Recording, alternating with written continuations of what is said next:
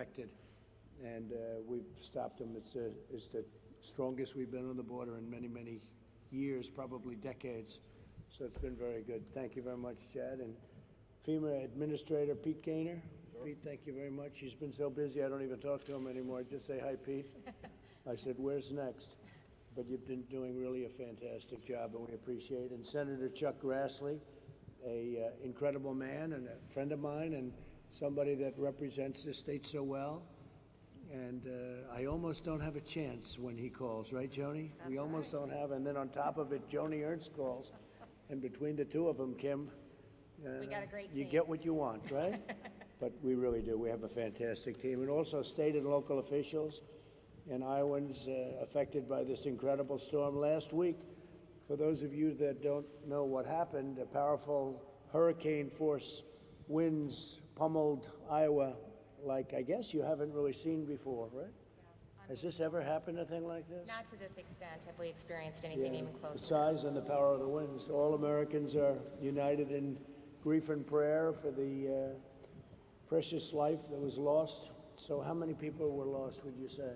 Right now we've had 3 fatalities, and when you look at the severity of the damage and how widespread it is, and especially in Lynn County that you're in right now, it's been a blessing that we haven't had any more loss of life than we've had.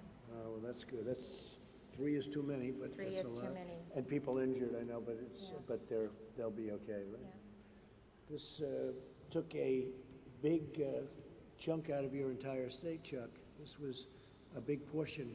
I guess more than half of your counties were affected, and some very badly, right? About 113 million acres of crop. Amazing. No, it's amazing. So my administration's already working with Iowa officials, some of whom are with us now, to provide aid and to assess the damage. Winds from 80 to 110 miles per hour have carved a path of destruction through over half of Iowa's really great counties, many of which I got to know over the years. Up to 43% of the state's corn and soybean crops have been damaged or totally destroyed. 332 cell towers were damaged, think of that, impacting 1 million residents. Nearly 500,000 of the Iowa electric customers lost power, but I understand the power is back to about 90%. That's the goal by the end of the night, so we're making progress and getting closer. And the power company's done a good job. Yep. Under the circumstances? We had 595,000 households without power.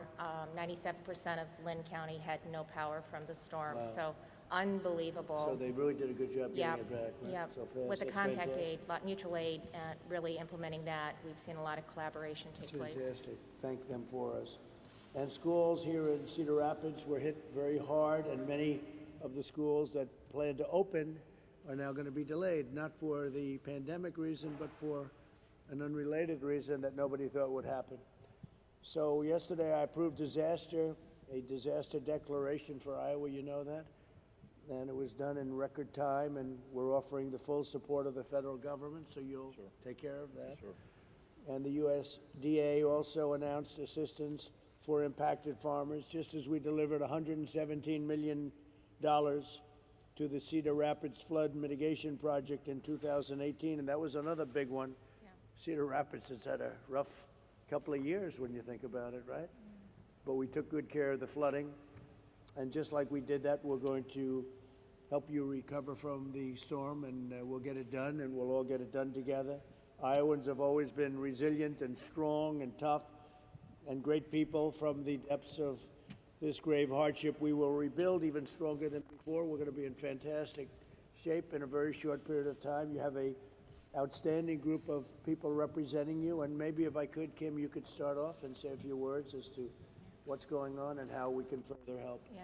Well, first of all, I just want to extend my gratitude for the incredible turnaround time. In less than 24 hours, you were able to approve the major disaster declaration, and that provides a lot of insurance to our communities that have been impacted by the derecho. It's basically a 40-mile wide tornado that went through the state of Iowa, 112 miles an hour per wind, up to some of the highest speeds. And as I indicated, 595,000 households without power, significant damage to our electricity and communications infrastructure, but the capacity of our utilities to get people back up has been great. Appreciated Secretary Administrator Gaynor being on the ground yesterday and seeing firsthand some of the damage. 27 counties will be adding more, 16 public assistance in the disaster declaration, 27 getting individual assistance, and that'll have a huge impact on Iowans. Good. And just to And really you'll do appreciate that. whatever you have to do. Yes, sir, we're on the ground now. How do you compare this in terms of damage with what you had with the flooding a year and a half ago, 2 years ago? So this is just so much widespread when you think about entire counties that have been taken out.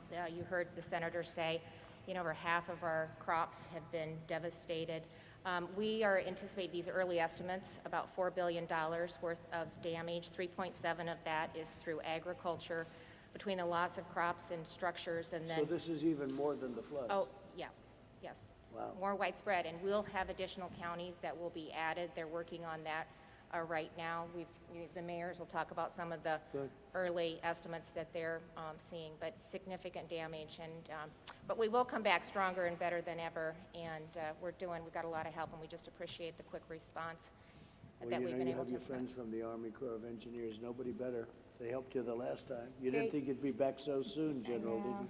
Well, I appreciate the response with the floods. Well, Mr. President, of course, we work for FEMA and the administrator. We're very, very proud to be out here. We've been asked to do some assessments on some of the debris removal. We think they've got about 1.5 million cubic yards, and the state's going to do a lot of that heavy lifting. But whatever we can do to help, the Army Corps is all in. So Chuck, with that voice, wouldn't he be a great politician? His voice is almost as tough as yours, not quite. As long as he doesn't run in Iowa. That's a good point. Chuck, what would you Well, like to say? first of all, I think you're coming here and representing the federal government and as President of the United States to show your work and helping us work through this is very, very important. So we thank you for that. And if I were going to compare the 150 miles I traveled from Boone to Cedar Rapids Thursday, Friday, and Saturday last week, the damage to the crops, I've seen corn flat on the ground in my 50 years of farming, but I have never seen it mile after mile and, just flat on the ground, and very little of it recoverable, I think. So that's something to keep in mind. And I think that one of the things that make you proud of Iowans is, I think you probably know, neighbor helping neighbor, and things of that nature. So we thank you for coming, and the widespread damage that you're going to be alerted to, and the homes lost and the power outages and the crop damage is all important. But you're stepping up to help with that declaration, and we thank you. And it's difficult because you had the largest order of corn in history. Did you know that last week? Yeah. From of all groups, China. How about that? China, which, I don't know, makes you think a little bit, doesn't it? Huh? But China made the largest order of corn twice over the last week. So how does that affect an order like that when you have such damage to the crops, to the corn crops? Well, I think last week when the price of grain went up quite a bit, it helps, but then that's going to help those people that have grain to sell, but the farmers that have been hurt with the damaged crop, Yeah. the only But help. are they able to fulfill an order like that? Will they be able to get an order that big? If that's your question, the Yeah. answer is yes, because we have so much carryover from the That's year great. before. Oh, Yeah. that's very good. Yeah. That's the two biggest orders of corn in history we got. That's because they think I'm not happy, and I'm not. I'm not happy at all. Just the opposite. Joni, please, go ahead. And Mr. President, thank you so much for being here.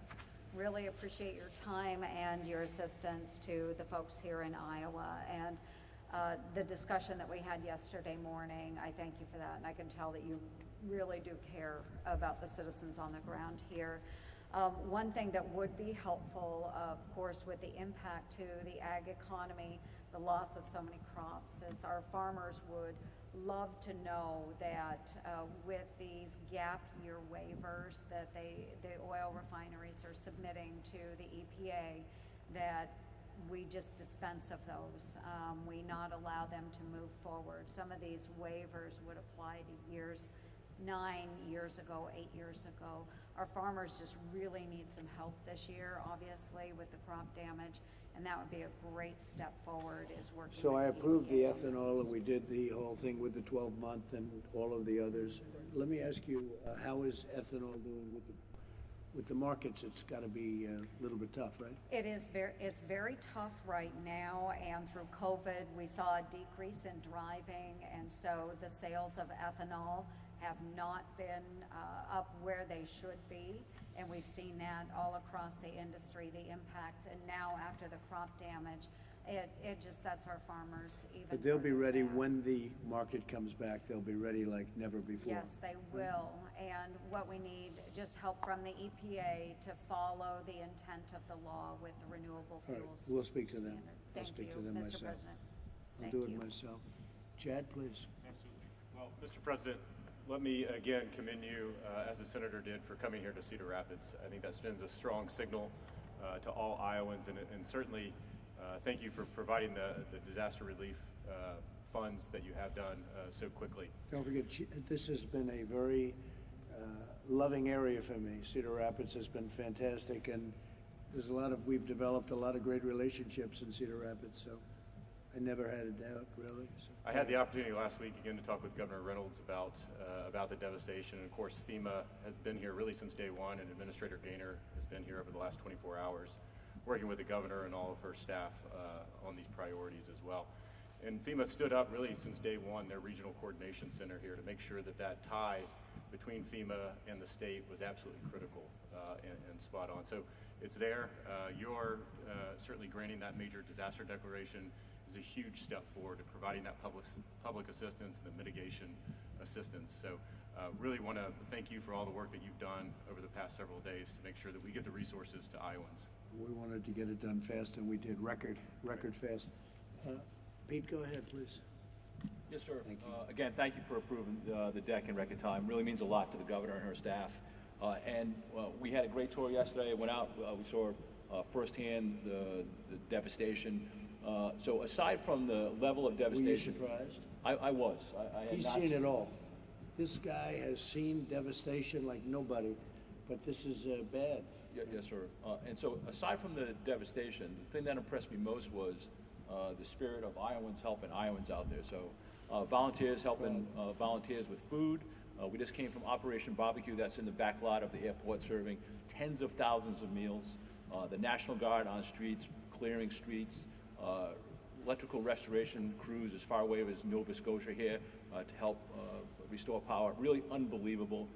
We have a ways to go, but the amount that they've gone so far, quite impressive. So we'll be here until we're done, right beside the governor and her team. What is the timing, do you think?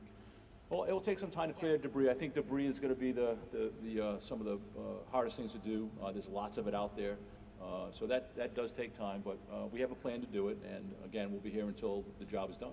Can you find usage in some of the corn? Is it aged enough, or is it just really not going to be able to be used? Well, Mr. President, I'm Secretary of Agriculture here in Iowa, and it'll depend. A lot of it, as the senator said, is it won't come back up. You won't be able to harvest it for any use. Some of it will, but there are millions of acres of corn that just won't flat out be able to be harvested. So, but to your And point, you've never seen anything like that? no, not to the widespread. Governor mentioned it. I mean, we're talking hundreds of miles by 40, 50, 60 miles wide. It's not that it's not that we're not used to dealing with difficult weather in agriculture. It's just something of this scale is really tough. What about other states, by the way? How was it? They weren't affected Well, nearly really, like this, but It started in South Dakota, went to western Ohio, but really if you get into western Illinois, there was some crop damage, but nothing like what you're seeing or what you'd see from central Iowa really into eastern Iowa. It took the bullseye. incredible. Okay, thank you very much. Good job. Would anybody like to say anything, please? Go ahead. Please. I'm Brad Hart, Mayor of Cedar Rapids. Good. Welcome back to Cedar Thank Rapids. you. Thank you for your leadership, and thank you for the disaster proclamation. That is really important for us, and it's starting to, not only the federal aid, but the rest of the country is starting to take note. And so we're getting volunteers and help from around the country, and that's really important. Almost every one of our almost 60,000 homes and businesses had some kind of damage. That's how widespread it was. Most of the city didn't have power for a week. I still don't have power at my home, and there's about maybe another 20 or 30 or 40,000 people that are still waiting for power to come back up. in You Cedar Rapids. expected when? When do you expect Today, everything? hopefully today. Oh, good, all right. Well, then yeah. they've done a very good job. No, That's they pretty have. good. They've brought in thousands of linemen to work on this. One of the things that and I have a letter that I'll present, Sure. leave with you, but in the disaster proclamation declaration, if we could get the individual assistance, because so many people have not only, they may have homeowners insurance, but there's still a premium to pay. They still have to throw out food that the insurance won't cover. And most policies for insurance do not cover removal of trees. They'll pay to move it off your house, but not once it's on the ground, you have to pay for that. And that could be tens of thousands of dollars for lots of homeowners. And so adding the individual assistance component to the disaster declaration would really help so many people get those trees out of their yard and not have such a financial burden for them. So that would be a big help How for us. have the insurance companies responded and acted, would you say? Personally, Have they tried to hold back? From my house, they've been very attentive, Good. and I know that many of the insurance companies have brought in hundreds of adjusters to try to process claims. But it's hard when we didn't even have power and didn't even have cell service for several days. Are you pretty well covered with insurance, sir? I mean, you have I good hope so, clauses? but the trees in my yard will cost me lots of money, more than what my coverage is, and I have pretty good coverage. But I can handle that, but there's so many Iowans who cannot. So that would be a great help All right, for good, we'll take a look thousands at of it. those. You know about that? And it's actually part of the disaster declaration, and we're actually accumulating the damage and the numbers, and we'll be able to Yeah. add that on, and we should be able to do that in See a what short we can amount of do. time. You'll let me know. Yes, sir. Those assessments are coming through. Yep. Expect them probably in the next week or so. Yep. Turn on the individual assistance. How many people will that affect? Well, I think it could affect 55,000 people, at least, because 55,000 buildings, homes, mainly homes, and businesses were impacted by that. Amazing. It's big. All right? It's amazing. Okay, we'll take care of it, Mayor. Thank you very much. Thank you. Please, Good go morning, ahead. Mr. President. Thank you. I'm Nick Abouasley. I'm the mayor of the city of Marion. We're a Good. city of 40,000 people right next to Cedar Rapids. And thank you so much for the declaration and the speed with which you approved that. We are Iowans. We help each other. We pull together, but with this scale of devastation of this disaster, we need help. And we're really grateful to be getting the help from the state and from you. As the Mayor Hart said, the devastation is very widespread, and that's what's unique about this disaster. It's not just one area of our community. We estimate that 90 to 95% of buildings, homes, and businesses in our town have some type of damage. And the tree removal, my understanding is that, as the mayor said, the insurance policies will pay for removing the tree off the house, but a lot of trees didn't fall on the houses. And so the average tree removal is as I understand, is $3,500 per tree. And so I know someone who lost 39 trees, large, mature trees, some of them over 100 years old. I know another tree farmer who lost 5,000 trees. So if you drive around the community, the debris covers up the buildings. So is that a liability when you have trees, all those trees? You love those trees. You'd rather keep those trees, right? Well, As they a- provide tree cover and are very helpful for energy efficiency. So that's really a loss. Yes, absolutely, absolutely. The other thing, we're worried about individuals and businesses because on top of this, the economic stress of COVID, obviously, now people have this type of stress with the financial burden of removing the trees and clearing the debris. How are you doing with the COVID? How's your area, both of you? How are you doing with COVID? Well, we were, the had the second highest number of cases and deaths, but we're now running fourth or fifth, which is, I don't want to win that race, so I'm happy that we've moved down. We're working hard. The community has stepped up in masks, and businesses are requiring masks to protect the customers and their own workers. I think we'll get through it. People really understand the importance of it now, and people have adjusted their lifestyle. But a vaccine will. Yeah, well, they're doing great on vaccines, and they're doing great on therapeutics, and even places like I was reading, New Zealand is in such good shape, and then today they have a big outbreak. So it's the invisible enemy, but we're getting through it, and the vaccines are coming along really well soon, and therapeutically really good. We are concerned, Mr. President, though, that we might lose a lot of small businesses because just as they're starting to recover from COVID and open up for business again and regain their business. You get hit. Now they got hit.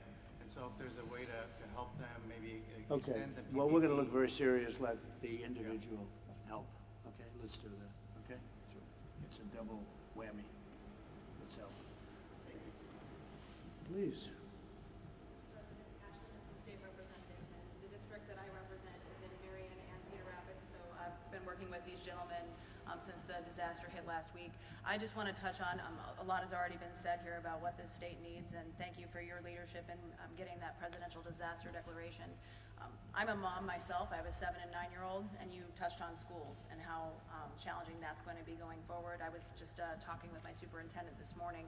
We've already delayed the start of school until September 14th for Linn-Mar District because of this disaster. So they had already made a lot of return to learn plans dealing with the challenges with COVID. So I think making sure that we take care of our school buildings. They suffered damage, catastrophic damage in many cases, similar to a hurricane. So exactly what you might see on the East Coast during a hurricane, we've now experienced that right here in the heartland. So I just want to say I appreciate your speed in getting that through.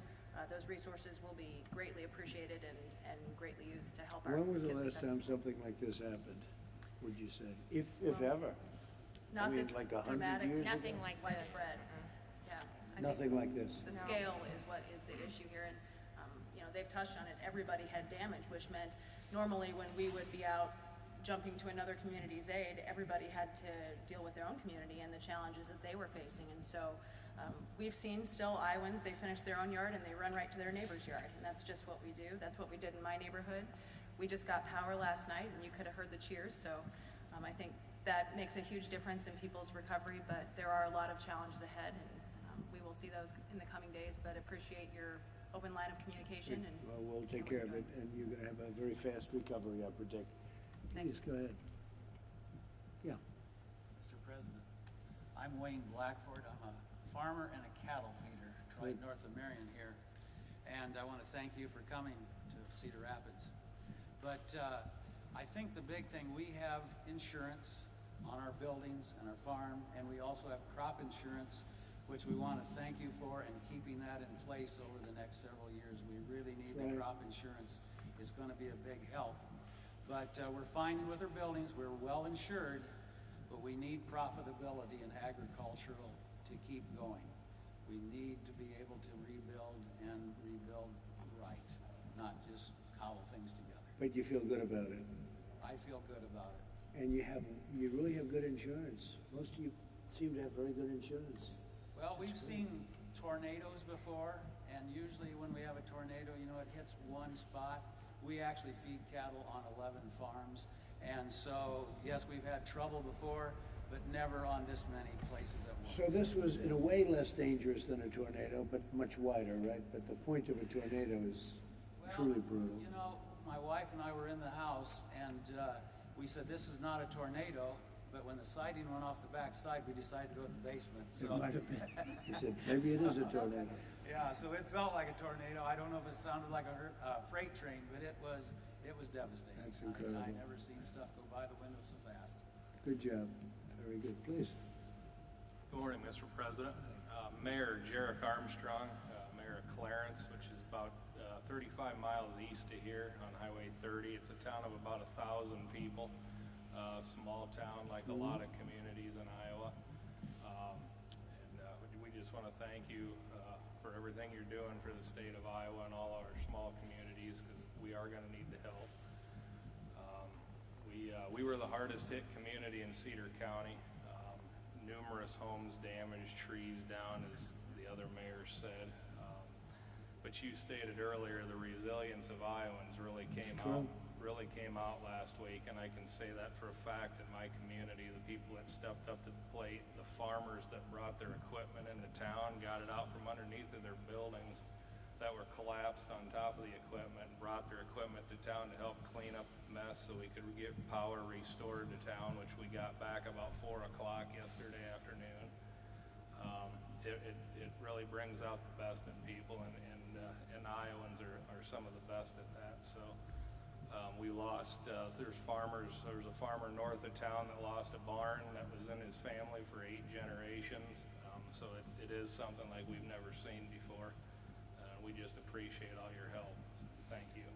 Thank you, great job too.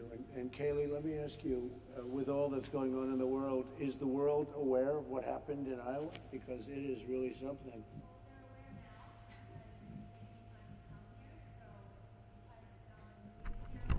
They're well aware of the pain and suffering of Iowans, and because of your great support. Well, we're going to take care of it. Would you like to say something? Thank you very much.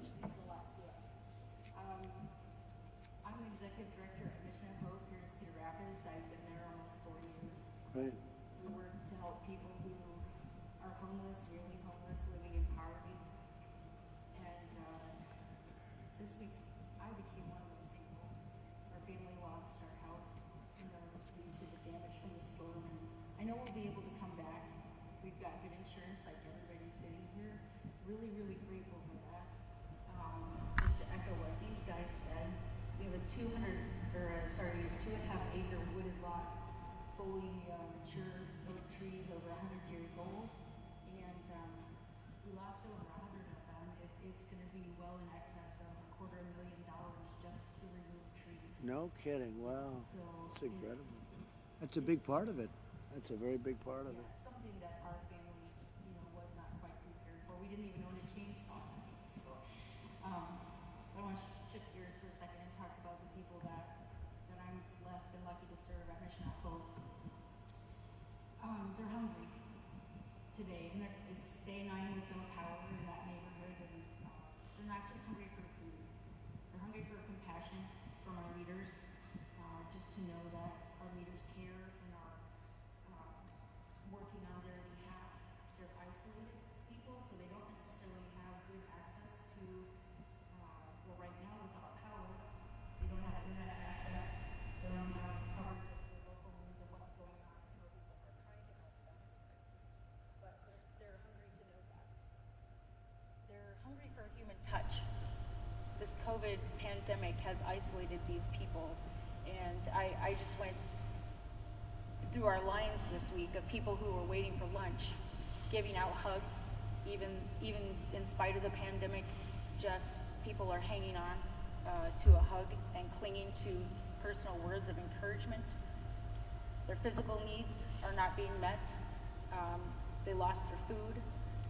Many of them have lost their shelter. They don't know where their clothes are. And as I mentioned, they don't have power. Though we do appreciate all the hard work we can see being done in our community, as of yesterday and this morning, we still do not have power. And finally, they need help financially. Due to COVID and the uncertainties of all the business being closed, many of them were just returning to work, and now they've been off work again. And so they're definitely hurting. We're strong as Iowans. You've heard that all around the table. We're strong and we're resilient, Mr. President, but we are tired and we need your help. Thank you very much. Very much.